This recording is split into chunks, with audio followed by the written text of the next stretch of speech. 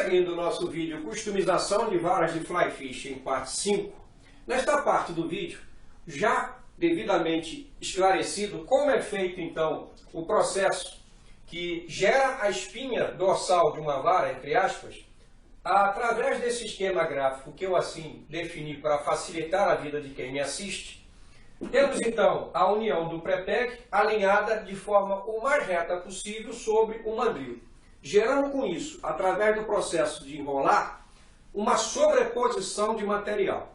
Este material sobreposto, então, vai gerar então, uma diferença de trabalho do blank, quando assim exposto à compressão ou à flexão.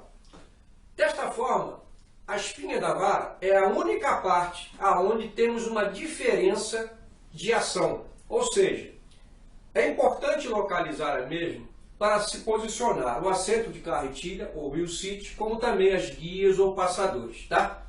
É crucial dizer que nós podemos encontrar em varas de pesca espinha baixa, espinha alta, espinha a 90 graus, a 180 graus. São termos utilizados por construtores de varas, tá?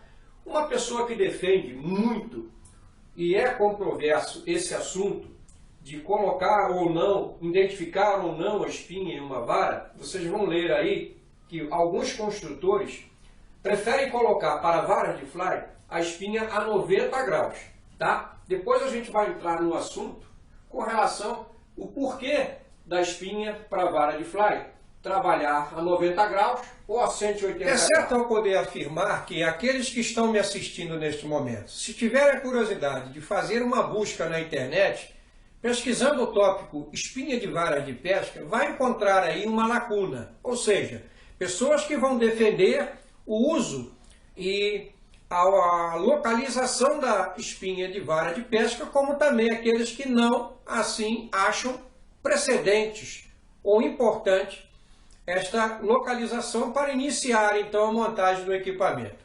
Eu sigo o raciocínio de que eu localizo a espinha e tiro proveito da mesma. Aqui, pelo conceito que já foi explicado, nós podemos chegar à conclusão que a espinha não é uma parte a ser descartada, e sim utilizada. Ela está diretamente focada com o tipo de ação que a vara vai ter, se na fisgada ou se na entrega da linha, como no cast. Isso está muito relacionado na posição que a espinha, ou seja, que o blank assim trabalha.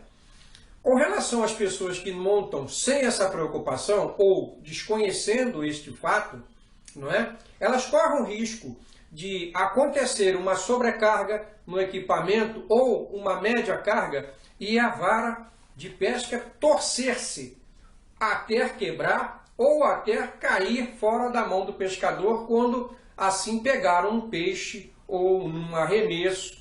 E esta condição propicia danos, com certeza, no seu equipamento. Então a espinha da vara, por ser um ponto que pode ser considerado mais frágil ou mais resistente, tá? Uns defendem mais fraco, outros mais resistentes. Nós seguimos então para dentro da nossa filosofia da pesca com mosca, a no qual o designer de fly rods, Tom Green, representante então de varas como Sage e Fenwick, ele então criou e determinou um conceito que ele predomina a sua fixação dos componentes da vara de fly fishing à direita ou à esquerda em relação a 90 graus a espinha. Vamos entender isso melhor utilizando aqui o gráfico para a gente entender. O perfil então do nosso blank está então como se fosse essa caneta piloto aqui, dividida na vertical e horizontal por um eixo imaginário, que está representado aqui, vertical e horizontal. Aqui, nesta parte onde nós temos o início do pré-peg e o final do pré-peg, está representado pela seta como a nossa espinha da vara, tá? E ele diz então que a 90 graus ele coloca as suas guias, seja na direita ou à esquerda, tá? Então, 90 graus a espinha, eu saio deste ponto aqui e vou parar aqui, 90 graus e assim aplico, marco no blank e vou seguir essa linha reta de ponta a ponta, ok? Ou na direita ou na esquerda. Uma outra metodologia que a gente também segue, que foi as que eu segui até então, é de 180 graus com relação à espinha da vara.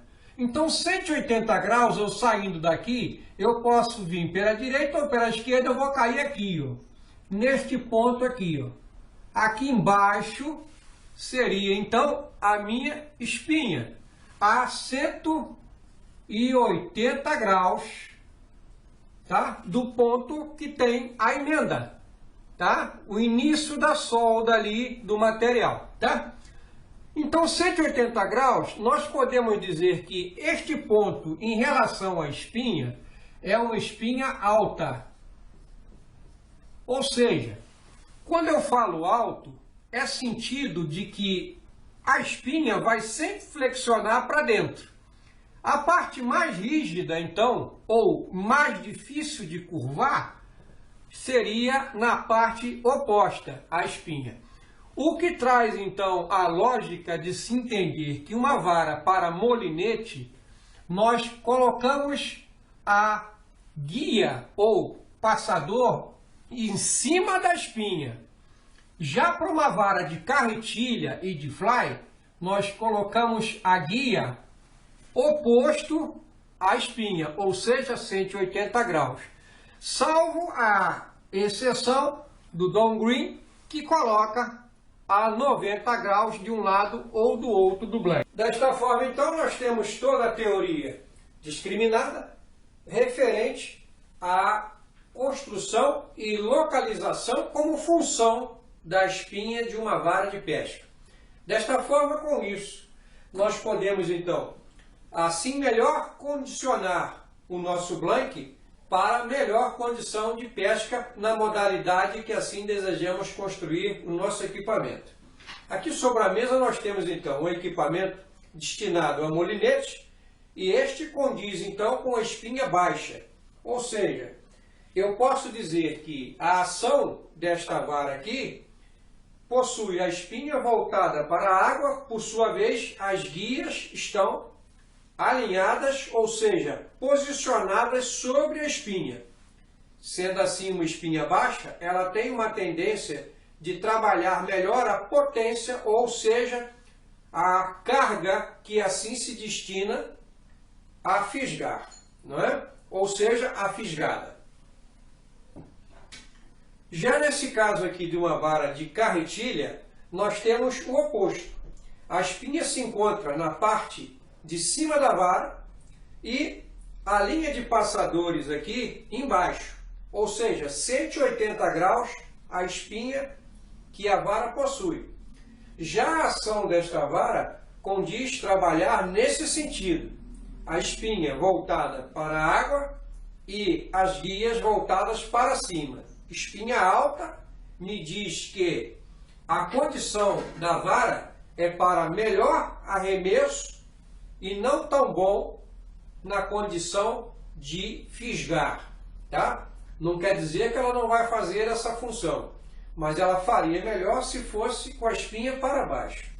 E no equipamento de pesca com mosca, o raciocínio é similar ao da vara de carretilha, tá? Ou seja, apesar da passadeira funcionar para baixo, a espinha se encontra na parte oposta, tá? Fazendo com que eu mesmo trabalhe melhor o arremesso do que o trabalho com o peixe, tá? Que seria a fisga, tá? Ou seja, como identificar uma espinha em um blank, seja ele na parte mais fina ou na parte mais calibrosa? Vamos entender isso na prática e de modo que vocês assim possam avançar nas customizações ou montagem dos seus equipamentos. Qual seria então a técnica empregada para assim detectarmos o processo de espinha de um blank ou até mesmo do equipamento já finalizado?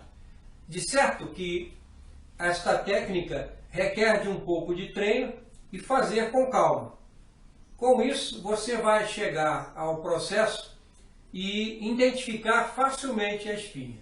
Após isso, marque-a e inicie o sentido dos passadores, como viu o Cid também.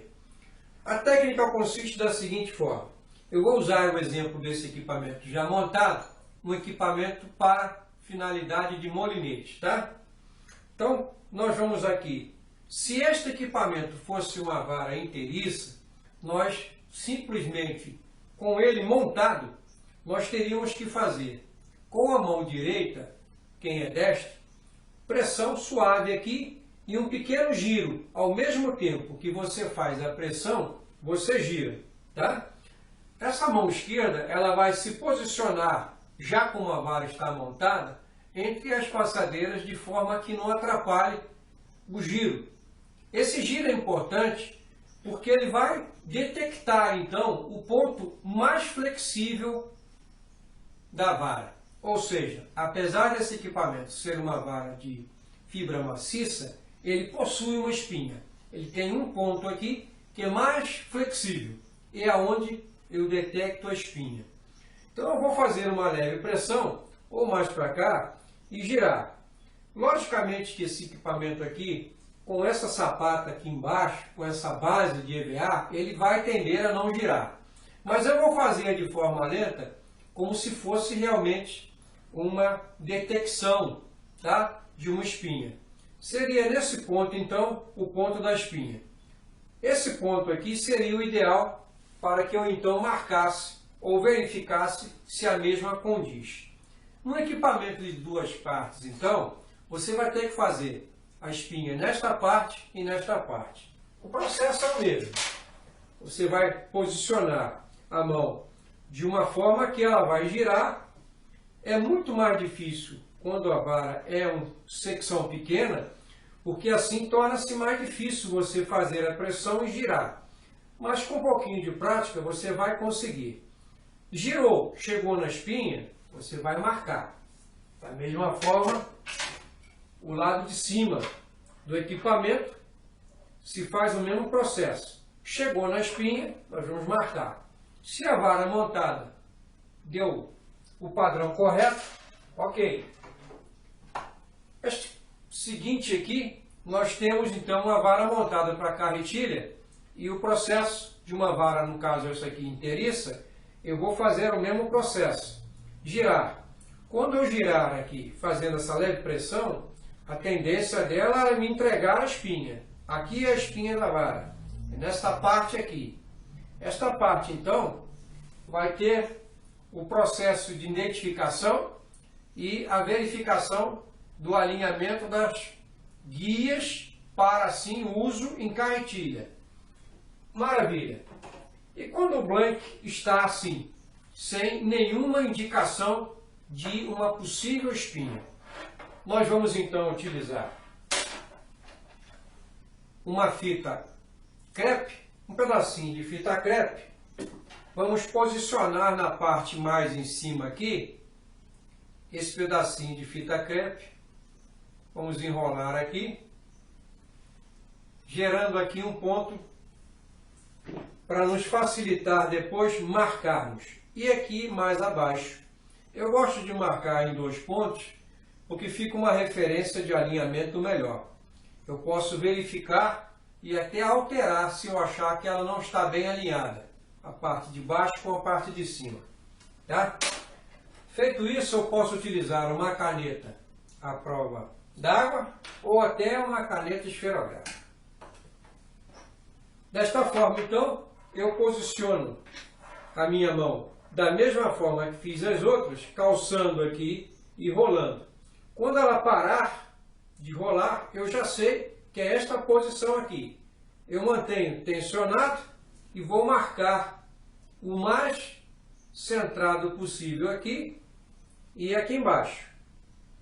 A mesma coisa.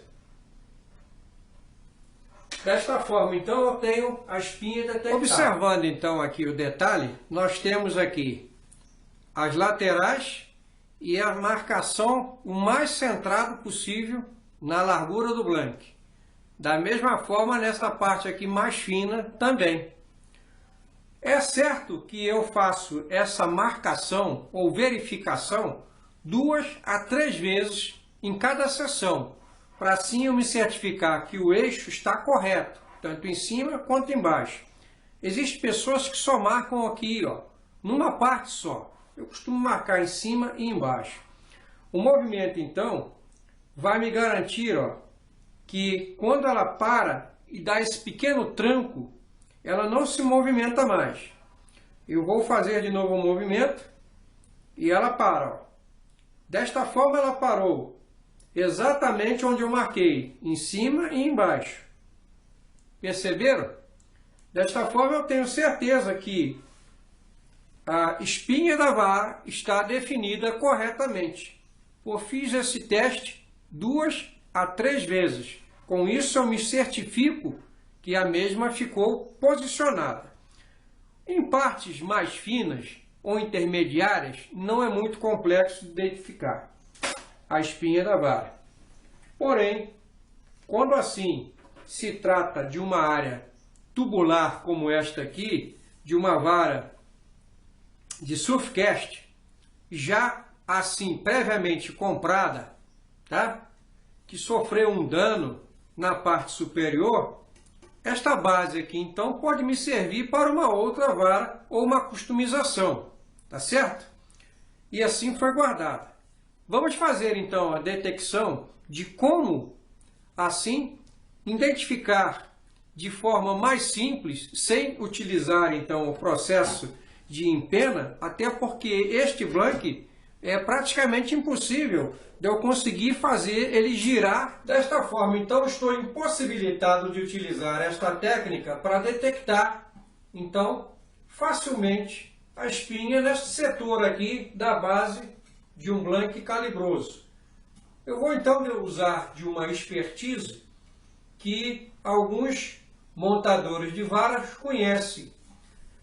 Observando, então, a parte interna do blank, seja nesta parte aqui ou na base, podemos detectar então a emenda que acontece da fixação do pré-peg no início do mandril e no final do mesmo, gerando então a solda que eu já mostrei no esquema gráfico. Eu vou tirar aqui um pedaço de fita, colocar aqui na parte superior aqui, de forma que eu consigo aqui marcar essa suposta indicação de onde aconteceria, então, essa emenda. Eu vou tentar mostrar para vocês aqui na câmera, não sei se a gente vai conseguir ver, mas, seguindo o raciocínio, é certo que vocês aí que me assistem consigam ver com um pouquinho de esforço e usando a luz. Uma luz de uma lanterna ou até uma luz fluorescente ou uma luz que se possa projetar aqui um pouco de claridade. Luz do sol também é interessante, ela vai conseguir. Se não tiver a pintura, fica muito mais fácil, tá? Se houver a pintura, vai ficar um pouco mais difícil. Essa aqui está com pintura, mas a gente ainda vai conseguir ver do mesmo jeito. Vamos então separar a nossa caneta e executar o processo de verificação da espinha. Com isso, eu vou verificar se a espinha vai estar condizente com o Rio City, ok? A ideia base, então, seria observar nesta parte interna aqui, esta emenda que acontece aqui, ó, tá? Essa emenda inicial e final do pré-peg, nós conseguimos detectar aqui jogando luz interna e girando o blank lentamente até observar uma linha alinhada da fibra que foi sobreposta. Vamos observar isso aqui mais próximo de uma luz, de forma que a gente consiga identificar e marcar a nossa espinha.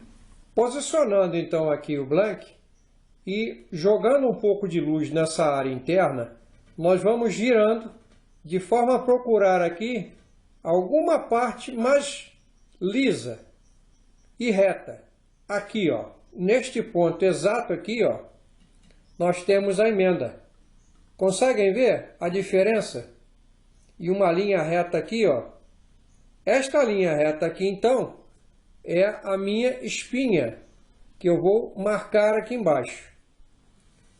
Está marcada, então, a espinha da vara aqui, ó. Tá? Esta linha aqui é a espinha, ó. E ela condiz com essa espinha que está aqui, ó. Essa sobreposição de material. Se eu for girando o blank aqui, de certo eu não vou ver nenhuma sobreposição, a não ser no ponto exato que eu determinei, ó, aqui, tá? Este ponto aqui, ó, tá, bem aqui. Não sei se vocês conseguem ver aí pela câmera.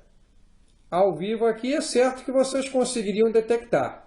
Esta parte aqui é o início do pré-peg, tá? Isto me garante que o alinhamento do início do pré-peg não condiz com a parte do meu heel sit. Ou seja, meu heel sit não está alinhado com a guia, que seria a minha espinha da vara, tá? Ou seja, essa montagem foi feita de forma aleatória, não seguindo o processo de alinhamento. Isso implica que, talvez, por essa parte ser muito calibrosa, não vá sofrer tantos problemas. Exemplificado, então, as técnicas que nós podemos utilizar para detectar ou identificar a nossa espinha em blanks, como também em varas de pescas montadas, facilitando e ajudando aqueles que estão iniciando este processo construtivo ou se incentivam a fazer as suas próprias varas de forma caseira, tá? É certo que no próximo vídeo nós vamos falar de algumas ferramentas que são necessárias para a customização de varas ou montagem das mesmas, como também como fixar o heel sit e algumas sugestões de cabos alternativos para as nossas varas de pesca.